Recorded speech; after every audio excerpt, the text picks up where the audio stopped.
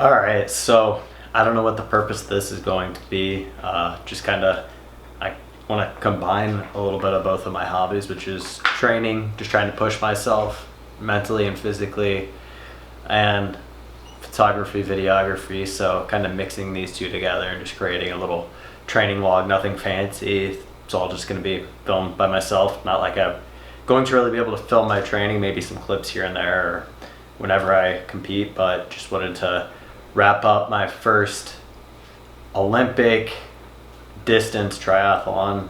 This was technically, they classified it as an international distance, so if you see me looking down, it's just me referencing my phone because I have it up here. It was a half-mile swim, 20-mile bike, and a 6.2-mile run, so just a little bit shorter than an Olympic distance.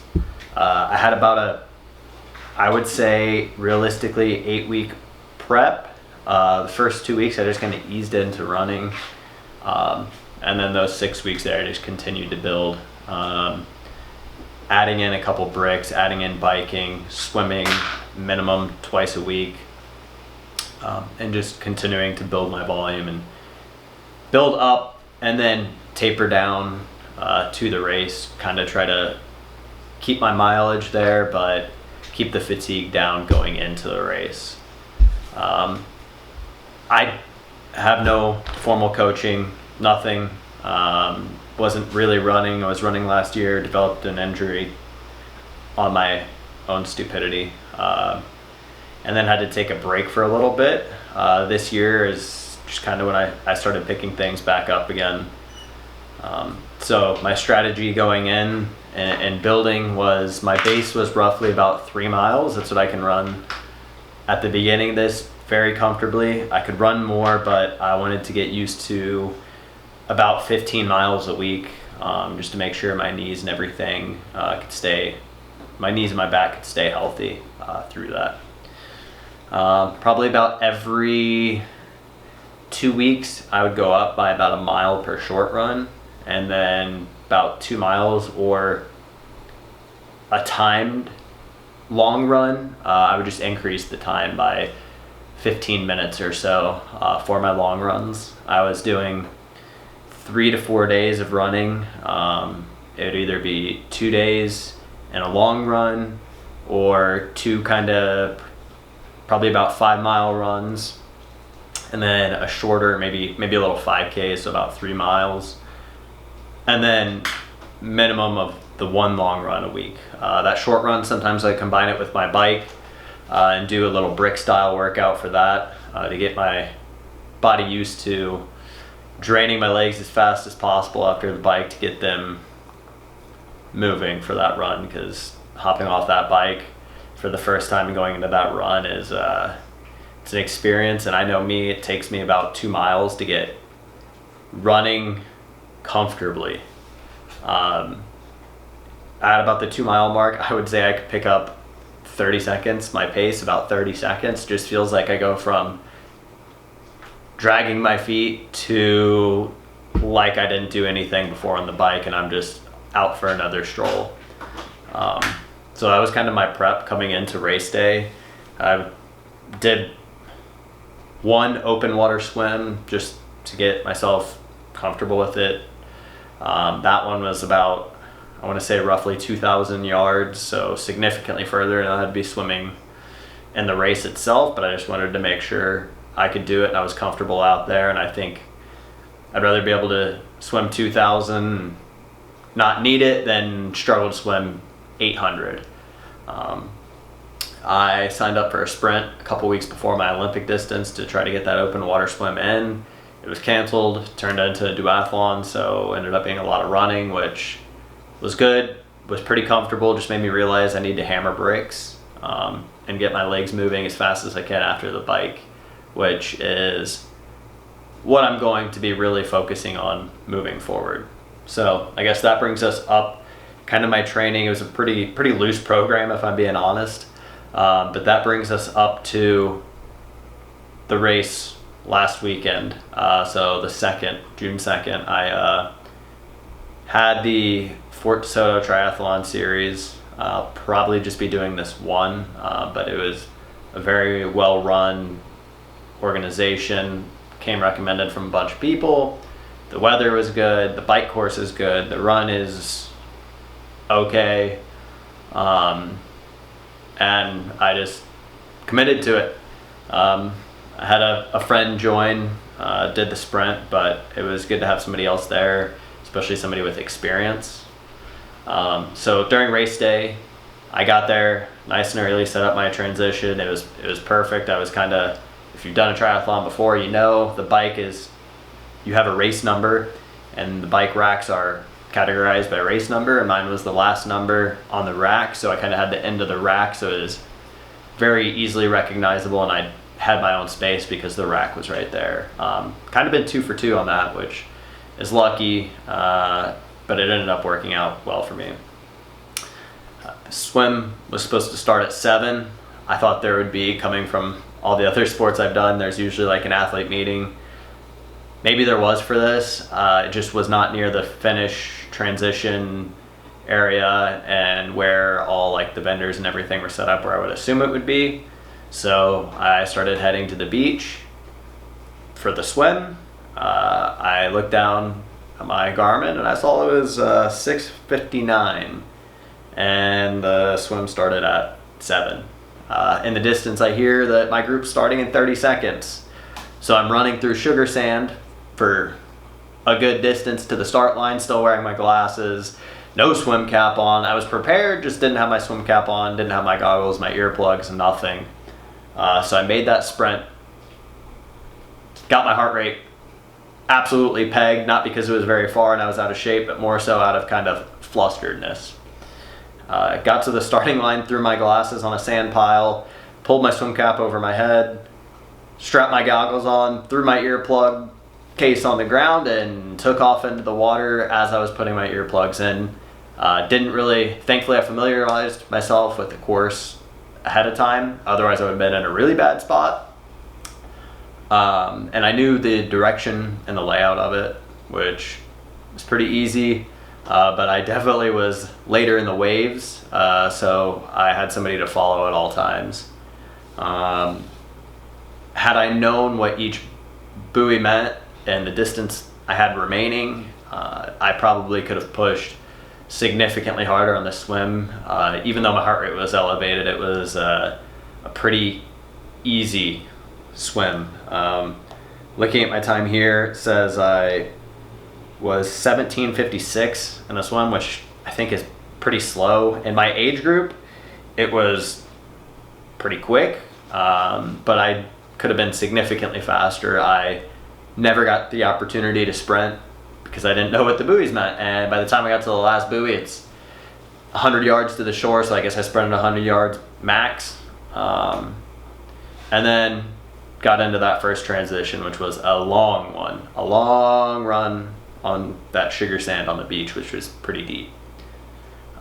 First transition went good. Got into my shoes, got on the bike pretty effortlessly, got my heart rate down really fast. Just started getting some kind of fluid in, getting that salt water out of my mouth.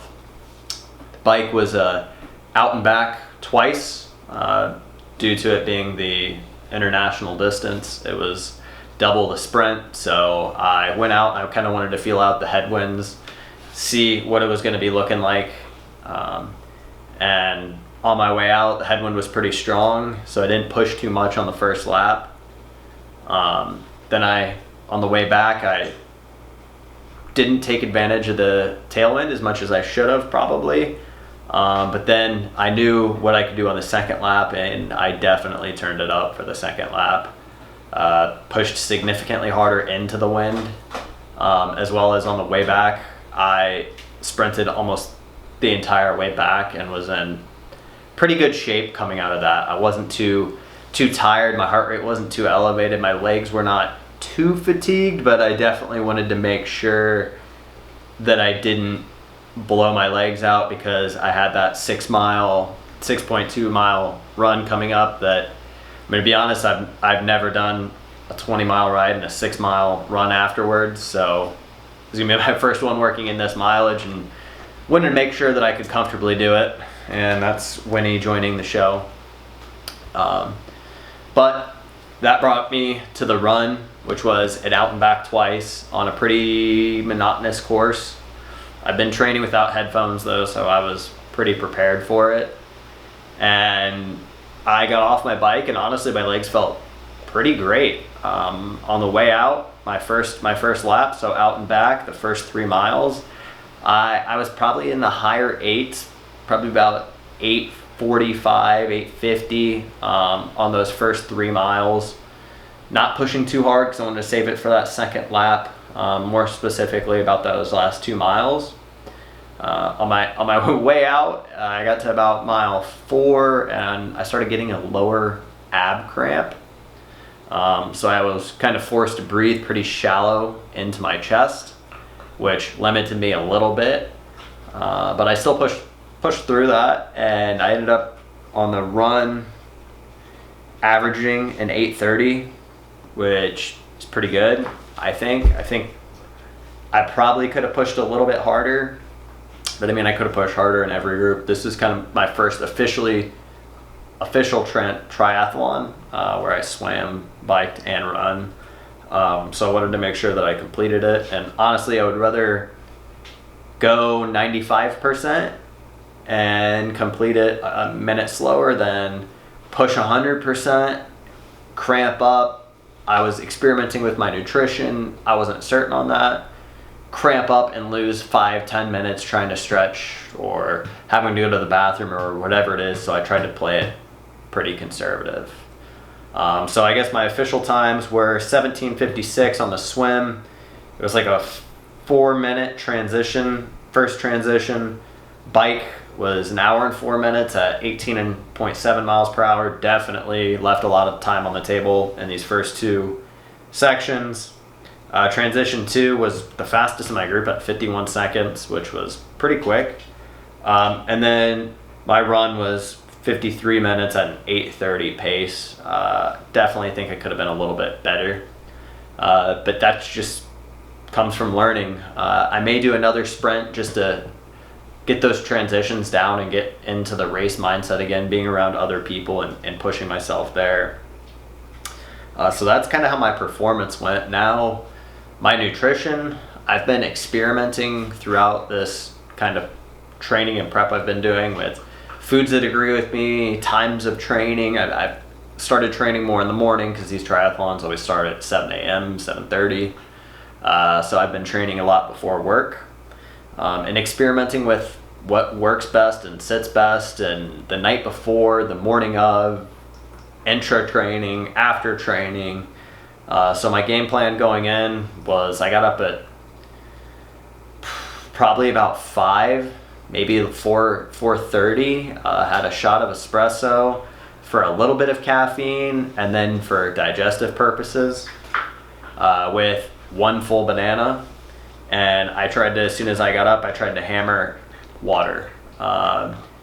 So that way I could get my hydration in the morning, and then go to the bathroom a couple times before starting the race, and starting the race at a hydrated state, and kind of timing it so I wouldn't have to go while racing. I knew I was going to sweat out a lot, so that's going to play a factor in having to go pee and whatnot. But then I had my intra race nutrition. I had on the bike, I had 1 regular water bottle, which I drank immediately out of the swim. I rinsed my mouth out, had some of that. And then I had a BPN carb electrolyte formula that I drank probably about 70% of on the ride.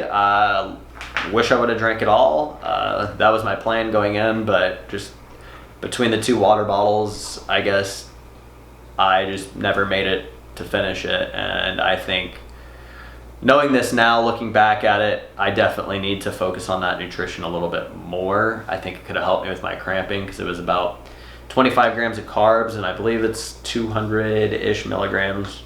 I can put it somewhere overlaid here of that. And then I had 2 Go Gels by BPN as well that I was planning on using, probably 1 on the bike or going onto the bike, and then one before my run. I've experimented with these in the duathlon I did, and I know they sit well with me. So I didn't end up having one on the bike, but as soon as I got off the bike and started my run, I had one. And for the run, I had my handheld water bottle because sometimes I like something in between the aid stations. There was only two, one basically halfway out, and then one at the start, which I like to take a little sip of it and then just pour it over my head to cool myself down. And then when I feel I need some fluids, I just drink from my handheld. So that was really all my nutrition. I think I could have done a little bit better on the bike. Since that was an hour, I think I probably should have finished either the entire electrolyte carb drink or had a Go Gel before that.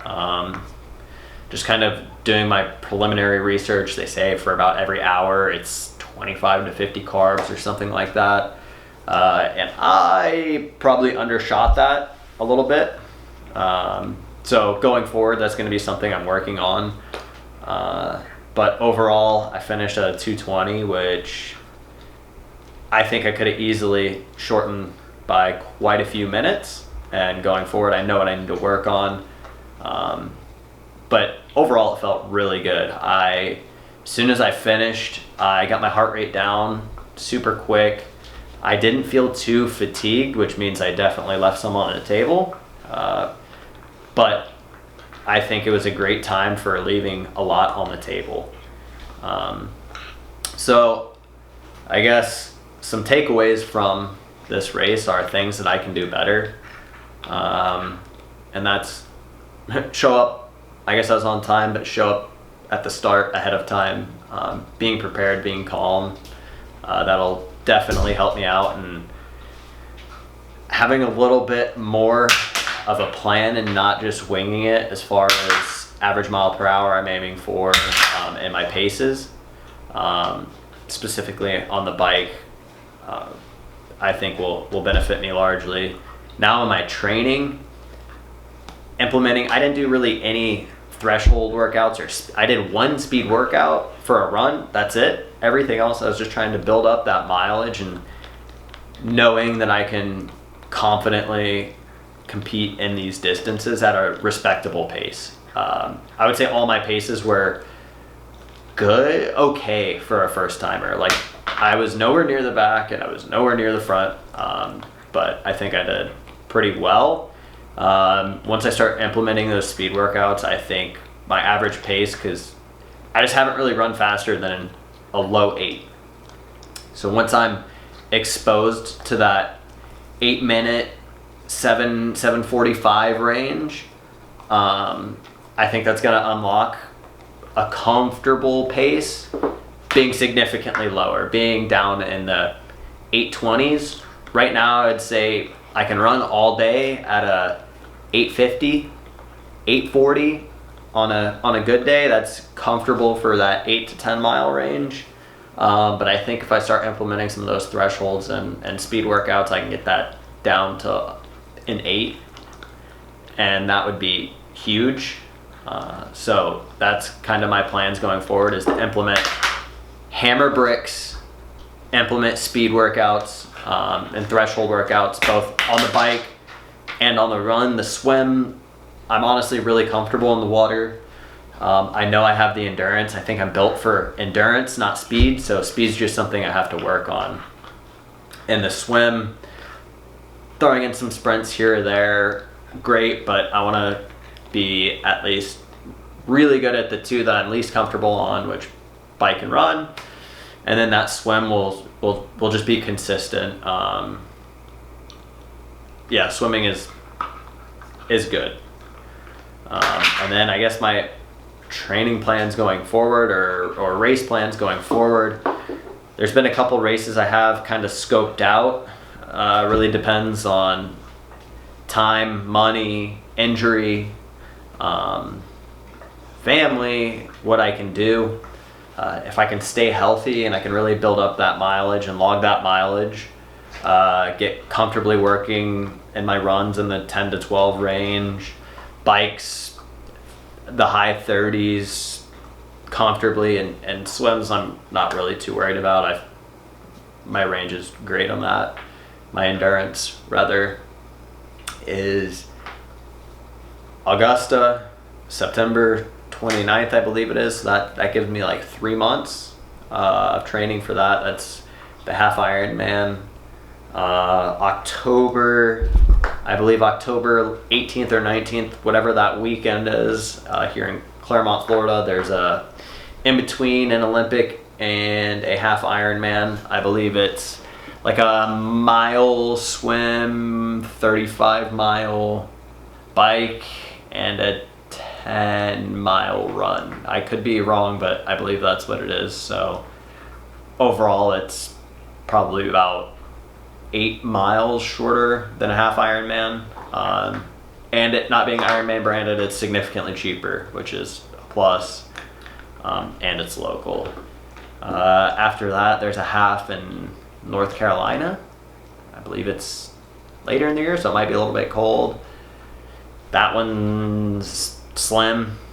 But then if all else falls through, whether I can't financially, it doesn't make sense, or I have to work through some injuries, there is the half in Haines City, which I've heard is very tough, but that's December 15th or so that gives me a ton of time to go and be, I don't want to say competitive, but go and finish very strong, versus going just to complete it. My goal for the first one of that distance, half Ironman distance, would be to complete it comfortably, not run into any issues, heavy cramps, digestion issues, and see what that pace is and what that time is. And then next year I would go to compete. Whatever that time is, I don't know. I'm no pro at this. I didn't come from an endurance background. I didn't come from a cycling background. I was a bodybuilder that was not very functional, so I'm still managing to weight train a couple days a week as well as mix in this endurance training. But having these very crystal clear times that I can see progression and my miles being faster, my bike miles per hour being faster, it's very rewarding. When he's going crazy down there, gonna knock the camera over. As well as at the races, I mean, you can see the progress. You're either getting faster or you're not. It's very, very clear with the timing, that's a huge part, is being motivated. And honestly, having a race and a competition, like being able to compete in something, drives me to be better. I'm pretty competitive and I enjoy doing things that are mentally tough, so I never thought I would ever run. I've never run more than a mile up until like this year. I ran the Turkey Trot, but that's about it last year. I never ran more than a mile, and now I'm talking about running a half marathon after biking 40 miles. So we're gonna see. I'm just gonna continue to build and see what I can do from here, and I'll probably update it with like weekly updates in my training, and maybe, I don't know if there's any advice I can pass on weekly. So weekly training updates, weekly just exercises I'm implementing, or just complete sessions, or food or supplementation, because all that stuff coming from my past, I have a good understanding of how my body works and how the body in general works, and the requirements I need. So I love experimenting with that side of things. So yeah, I'm just gonna kind of try to document it moving forward, and at this point, I'm gonna say we're like 80% for Augusta, maybe 70%. Got to try to put together a program and maybe get some funding together for that. So that would put me at about June, July, August, September. That would put me at about 13 weeks, which I think on top of the 2 months I've already, on top of the 8 weeks, 10 weeks I've already put in, I would say that would put me enough to finish comfortably, and then build from there. So I guess, yeah, we'll see where this takes us. I'll make sure to keep this updated and keep this rolling, and just kind of consistency log. So follow along.